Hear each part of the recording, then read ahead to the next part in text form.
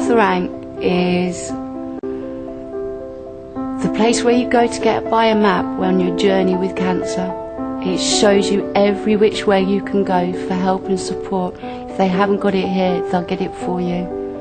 You are number one here. I was at rock bottom, really. When it all came back, I couldn't cope with it.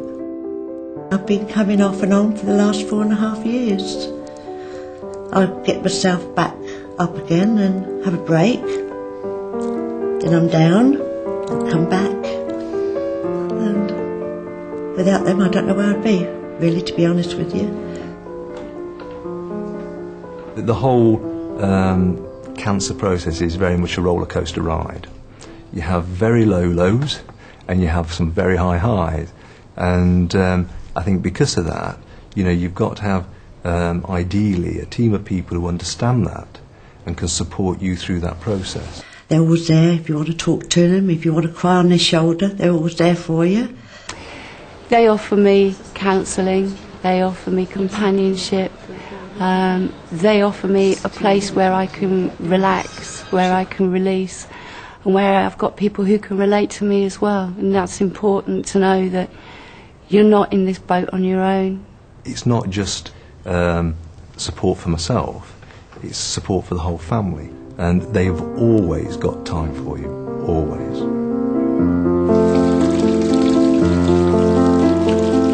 We became involved with Arthur Rank Hospice when our son Ellis died 2 years ago from new variant CJD, or as it's otherwise known, human BSc. We knew Ellis was going to die.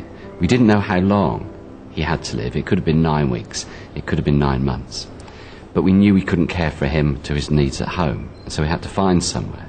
And quite simply, Arthur Rank Hospice was the only place that would take him. I couldn't have coped physically at home with my son. He was over 6 foot, and by that time he couldn't walk, he couldn't talk, he couldn't feed himself or dress himself. So I don't know what we would have done. I just couldn't physically have managed. I would say the most important thing was they treated him like a man, and they treated us like a family.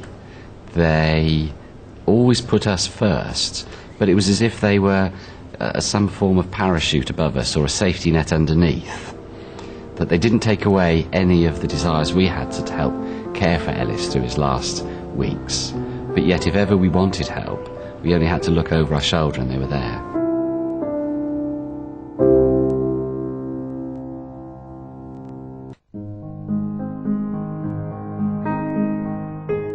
I just don't know what I would have done without them. I mean, it's as simple as that.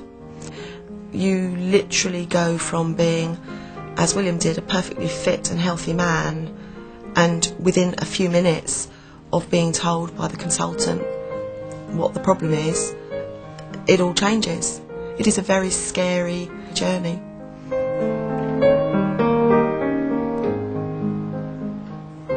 Joe and Kieran had been together for several years and had always planned to marry.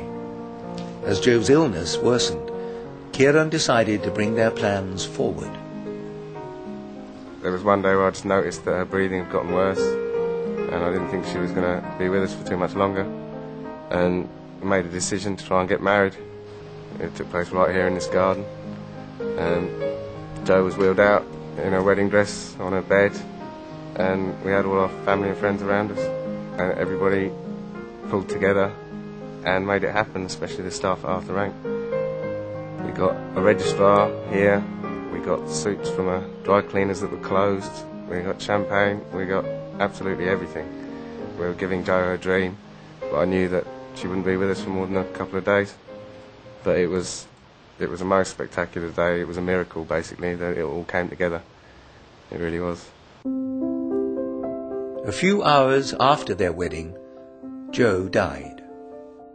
For me, as a carer and partner for someone with cancer, Arthur Rank helped me as much as they helped Joe. I was welcomed in here. I was allowed to stay with Joe. They moved an extra bed into a room for me in the evenings. There was nothing that they wouldn't do to make Joe and myself happy. These people are angels here.